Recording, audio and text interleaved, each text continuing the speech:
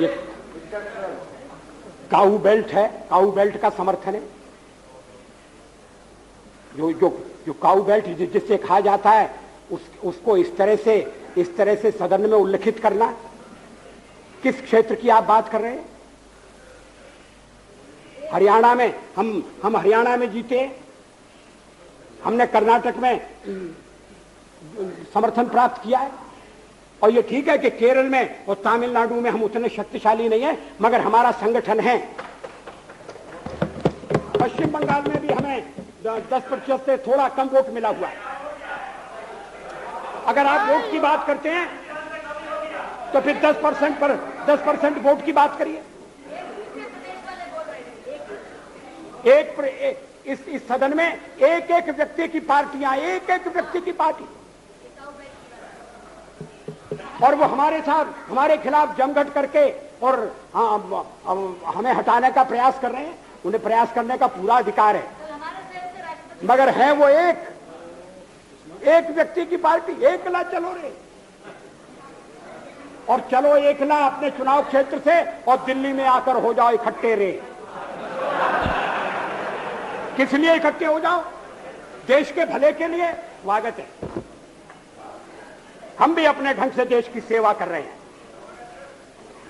और अगर हम देशभक्त न होते और अगर हम निस्वार्थ भाव से राजनीति में अपना स्थान बनाने का प्रयास न करते, और हमारे इन प्रयासों के पीछे 40 साल की साधना है।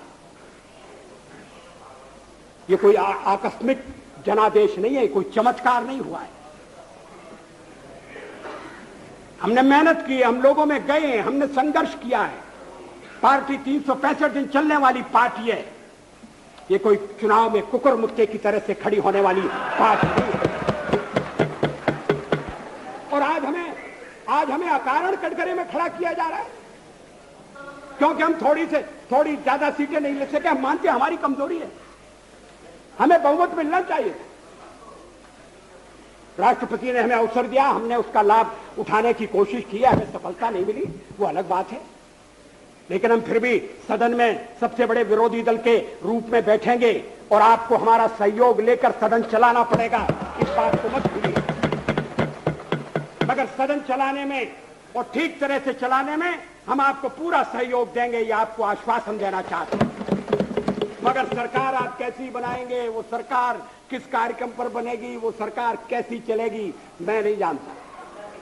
लेकिन जहां तक दलितों का सवाल है, शेड्यूल कास्ट के टोटल मेंबर्स हैं 77, और उनमें से 29 मेंबर्स बीजेपी के चुने गए।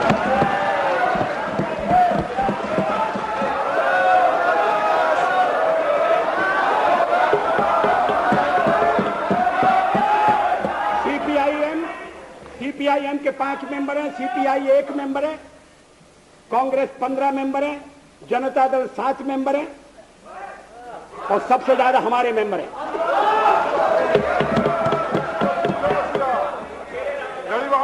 और एसटीसी में भी, शेड्यूल ट्राइब्स में भी total number of seat is 41, BJP 11। हमारा जनाधार नहीं है, हमें लोगों का व्यापक समर्थन प्राप्त नहीं है। अगर आप हमें छोड़कर सत्ता बनाना चाहते हैं और आप समझते हैं कि वो सरकार टिकाऊ होगी, मुझे तो उसके टिकने के लक्षण नहीं दिखाई देते। वो पहले तो उसका जन्म लेना कठिन है, जन्म लेने के बाद जीवित रहना कठिन है, और ये सरकार अंतर विरोधों में घिरी हुई देश का कितना लाभ कर सकेगी, ये एक प्रश्नवाचक चिन्ह है। हर बात के लिए आपको कांग्रेस के पास दौड़ना पड़ेगा, और जब आप उन पर निर्भर हो जाएंगे, अभी तो मैं नहीं जानता, पहले चर्चा हुई थी, कुछ शर्तें लगाई जा रही, फिर चर्चा हुई कि कोऑर्डिनेटिंग कमेटी बनाना पड़ेगी। फ्लोर पर भी हम लोग कोऑर्डिनेशन करते हैं, उसके बिना तो सदन नहीं चलता। आप सारा देश चलाना चाहते हैं, बड़ी अच्छी बात है, हमारी शुभकामनाएं आपके साथ हैं। हम अपने देश की सेवा के कार्य में जुटे रहेंगे।